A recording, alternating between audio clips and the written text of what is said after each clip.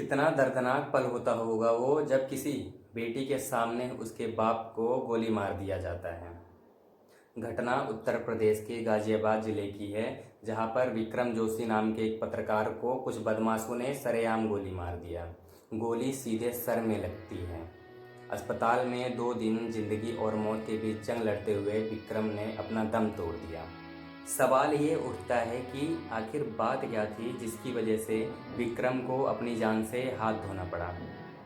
2 दिन पहले विक्रम ने थाने में एक एफआईआर दर्ज कराई थी। भांजी से छेड़छाड़ के आरोप में विक्रम ने थाने में एक एफआईआर दर्ज कराई, तो वही बदमाशों ने 2 दिन बाद विक्रम को घेर कर उनसे हाथापाई की।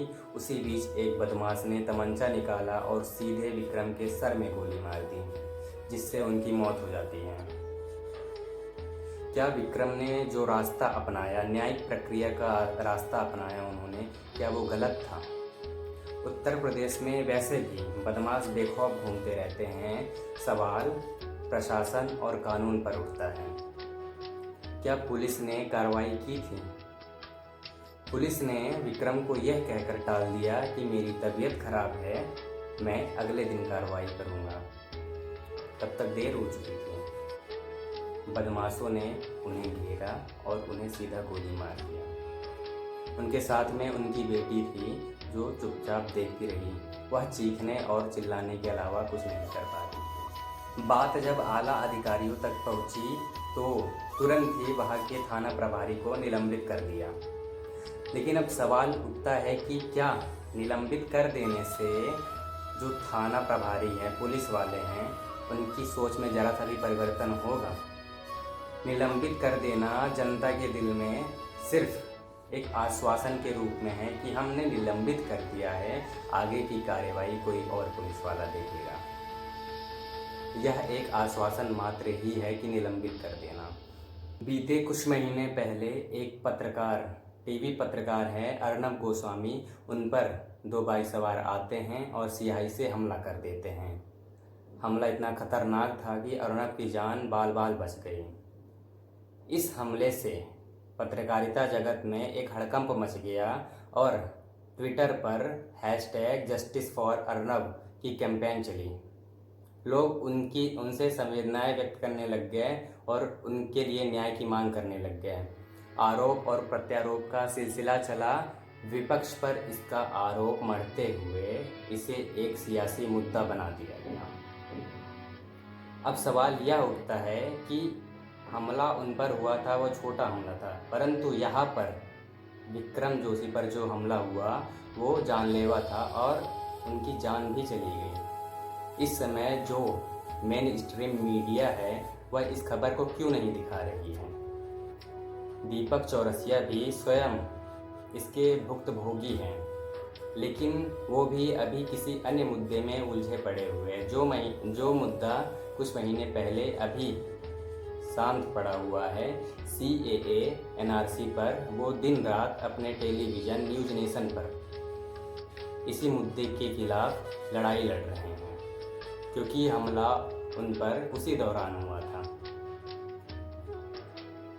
दुख की बात है कि एक पत्रकार के न्याय के लिए आवाज़ नहीं उठा रहा है।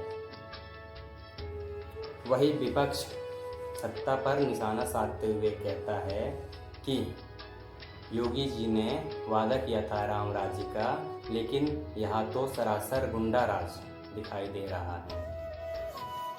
ट्विटर संवेदनाएं व्यक्त करने का एक सस्ता माध्यम हो चुका है। कोई भी सियासी मामला हो, वहीं पर संवेदनाएं व्यक्त कर दी जाती हैं।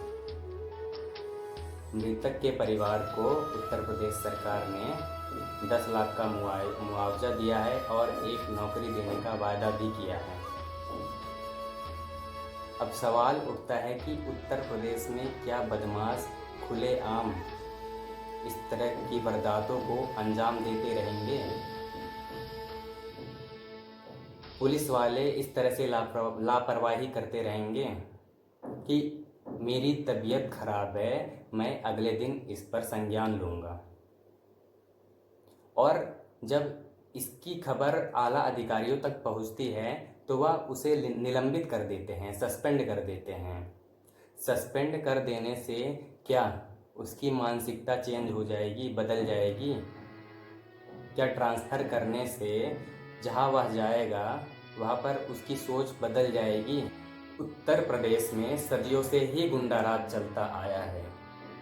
सत्ता में आई हुई सरकार इस बात का हवाला देती है कि हमारे आने से हम गुंडा राज खत्म कर देंगे, लेकिन यह सिर्फ एक आश्वासन ही है। लोग अभी भी बदमाशों और गुंडों से परेशान ही दिखाई पड़ते हैं।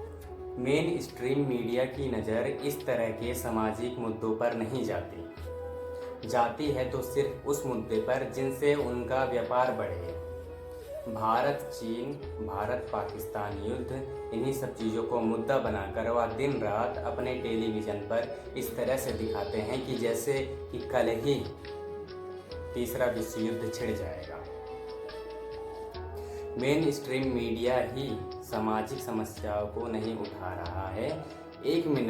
सिर्फ एक मिनट अपने चैनल पर उस खबर को दिखा देते हैं जिससे कि फॉर्मेलिटीज़ पूरी हो जाती है। एक पत्रकार ही पत्रकार के लिए, न्याय के लिए बात नहीं उठा रहा है। और हमारे देश के लोग इस तरह से हैं कि टीवी पर नज़रें गड़ाए बैठे हैं कि कब भारत चीन युद्ध होगा।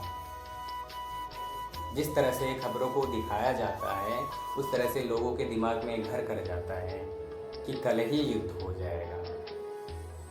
लोगों को इस बात में रुचि है कि भारत पाकिस्तान, इसके संबंधों में क्या हो रहा है, भारत चीन, इनमें क्या हो रहा है, लेकिन जो असल में ज़मीनी स्तर पर समस्याएं हैं उन पर कोई बात नहीं करना चाहता। हम यह मांग करते हैं कि मेन स्ट्रीम मीडिया इस घटना को संज्ञान में ले और विक्रम जोशी को न्याय दिलाने की कोशिश करें। विक्रम जोशी एक हिंदी माध्यम के पत्रकार थे, छोटे पत्रकार थे, इसलिए उनकी बात को सीरियसली नहीं लिया गया, उस मुद्दे को उठाया नहीं गया। कल को किसी बड़े पत्रकार के साथ अगर ऐसा होता है तो क्या इसी तरह से मेन स्ट्रीम मीडिया शांत बैठेगी? हमारा चैनल लोग बात विक्रम जोशी के साथ है, हम विक्रम जोशी के साथ हैं और हम यह चाहते हैं कि आप भी विक्रम जोशी के लिए इंसाफ की मांग करें। मेन स्ट्रीम मीडिया तक इस बात को पहुंचाया जाए ताकि वह गंभीरता से इस बात को लें।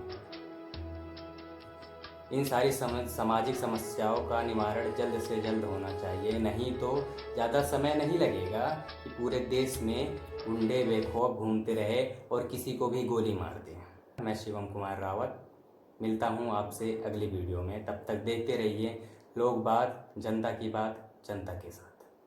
धन्यवाद।